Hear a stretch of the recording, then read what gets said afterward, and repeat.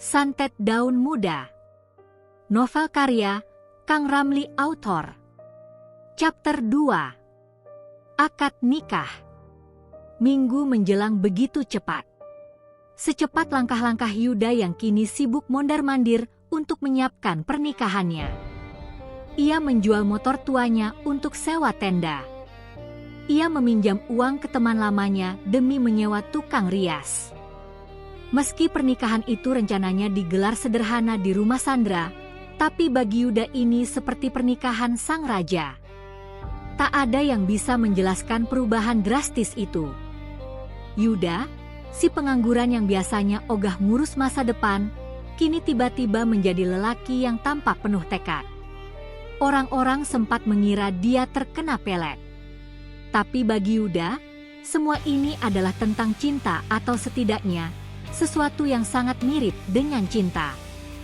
3 hari sebelum akad, Sandra meminta Yuda untuk datang ke rumah orang tuanya, sebuah rumah besar di kawasan perbukitan pinggiran kota. Awalnya Yuda sempat ragu, tapi Sandra terus memaksanya untuk datang. Kalau lo serius sama gue, lo harus kenal sama keluarga gue dan mereka bukan orang sembarangan loh, Yud, kata Sandra dengan sorot mata yang dalam dan tajam. Yuda pun memilih untuk datang ke rumah Sandra dengan baju terbaiknya. Jaket kulit yang sudah pudar, celana jeans yang disetrika rapi, dan potongan rambut baru yang ia minta di barbershop langganan Sandra. Begitu sampai di rumah, Yuda tertegun dan tak percaya. Bukan hanya karena besar dan megahnya rumah, tapi karena penjagaan di depannya. 2 pria berseragam sedang berdiri kaku dengan tatapan tajam ke arah Yuda. Saat Yuda menyebut nama Sandra, salah satu dari mereka langsung memberi hormat. Sandra Dewi, putri Mayor Suwondo.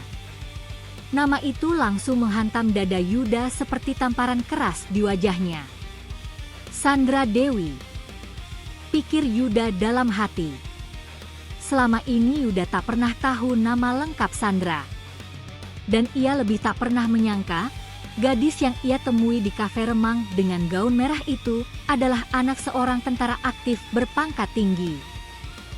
Pertemuan dengan Mayor Suwondo berlangsung kaku. Lelaki itu berkumis tebal, matanya tajam, dan bicaranya singkat.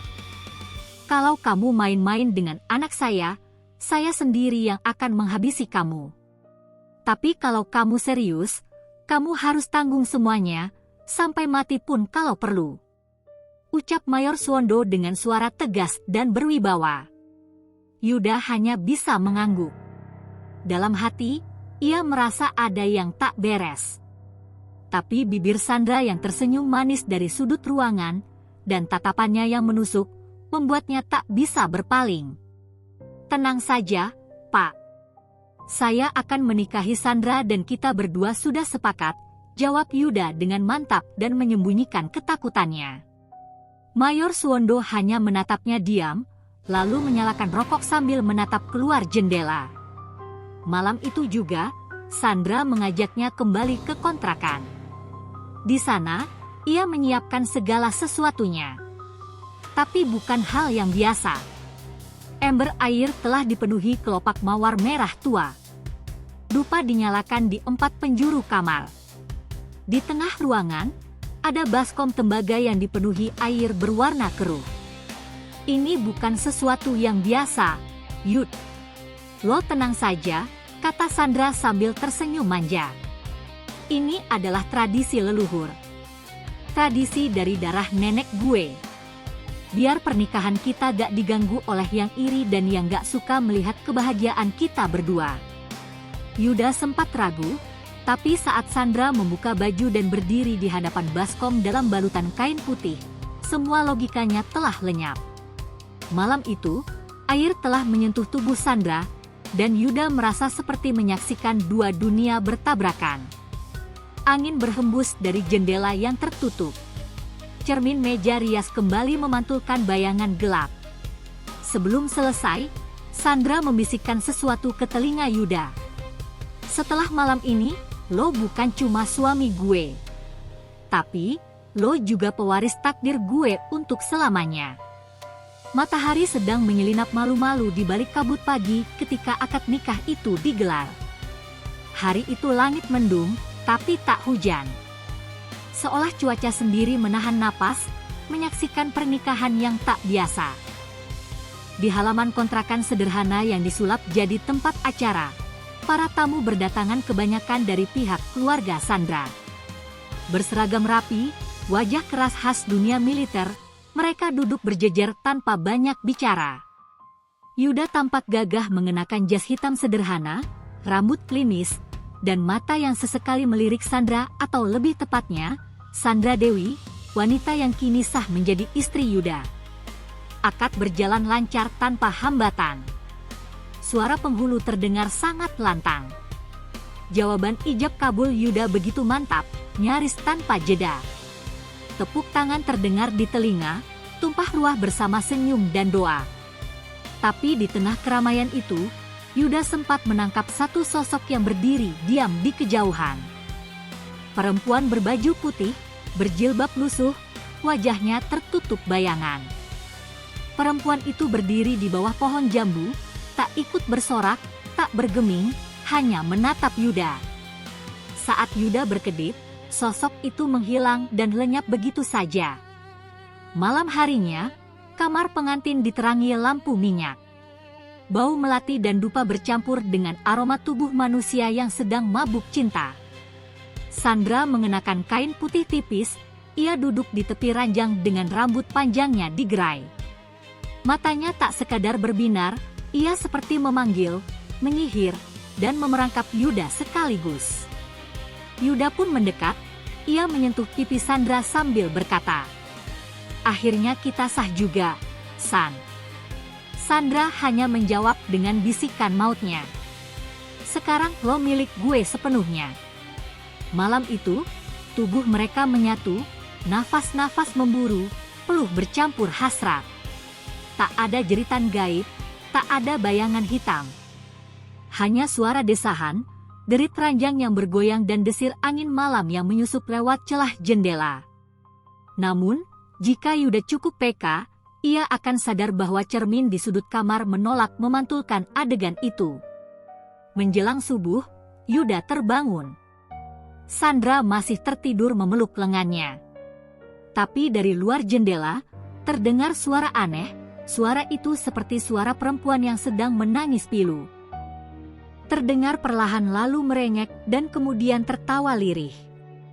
Yuda langsung menoleh ke arah suara itu, namun ia tak melihat siapa-siapa di sana. Ia segera bangkit dan langsung mengenakan kain sarung, kedua kakinya langsung turun dari ranjang dan berjalan keluar kamar. Di lorong gelap rumah kontrakan, Yuda mendengar bunyi air menetes, seperti dari kamar mandi. Saat membuka pintu, ia mendapati baskom tembaga siraman masih di tempatnya dan penuh air berwarna merah kecoklatan. Dan di permukaannya terpantul wajah wanita yang bukan Sandra. Wajah itu terlihat pucat, rambut tergerai basah. Matanya kosong. Yuda segera menutup pintu dengan cepat, keringat dingin mengalir di tubuhnya. Saat ia kembali ke kamar, Sandra sudah terbangun.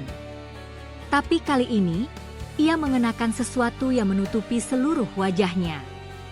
Ia duduk diam di sisi ranjang. Yuda tergagap dan nampak heran. "Kenapa kamu pakai itu?" Sandra menjawab dengan suara berbeda dan lebih rendah dan terasa lebih dalam. "Karena setelah malam yang kita lewati, lo sudah lihat siapa gue yang sebenarnya." 3 hari telah berlalu sejak Yuda resmi menjadi suami Sandra. 3 malam pula ia habiskan di kamar sempit dengan tirai yang tak pernah terbuka, lampu temaram, dan aroma melati yang seolah terus menyelimuti tubuh mereka. Sejak malam pertama, Sandra tidak pernah menolak ajakan Yuda di atas ranjang. Bahkan sebaliknya, dialah yang memulai permainan itu dan dialah yang memanggil, memeluk, membisikkan kata-kata manis, dan menyeret Yuda ke pelukan yang seolah tak berujung. Tubuh Sandra adalah candu bagi Yuda. Tubuhnya terasa hangat, lentur, menggoda, dan seperti tak pernah letih. Setiap kali Yuda menatapnya, hasrat itu bangkit, meski tubuhnya sendiri mulai kelelahan. Tapi Sandra tak pernah tampak lelah. Bahkan ia selalu tersenyum seolah menikmati peran sebagai istri dalam artian yang paling jasmani. Kita belum selesai, sayang. Malam ini gue ingin lo lebih lama dan lebih menarik. Tubuh lo kini milik gue. Selamanya. Kata-kata itu terus terngiang di telinga Yuda, seperti mantra pengikat yang tak bisa ia lawan. Ia lupa akan waktu. Ia lupa makan. Ia bahkan lupa bahwa selama 3 hari penuh, ia belum sekalipun mengimami Sandra untuk salat bersama. Pada malam ketiga, Yuda sempat terbangun lebih cepat dari biasanya. Punggungnya pegal, tubuhnya berat, dan tenggorokannya kering seperti habis digerus pasir. Ia menoleh ke arah Sandra yang sedang duduk di meja rias, menyisir rambut panjangnya. Cermin tua di hadapannya tampak buram, namun Yuda sempat melihat pantulan siluet lain berdiri di belakang Sandra, terlihat tinggi, berambut acak-acakan, dan matanya menyala merah.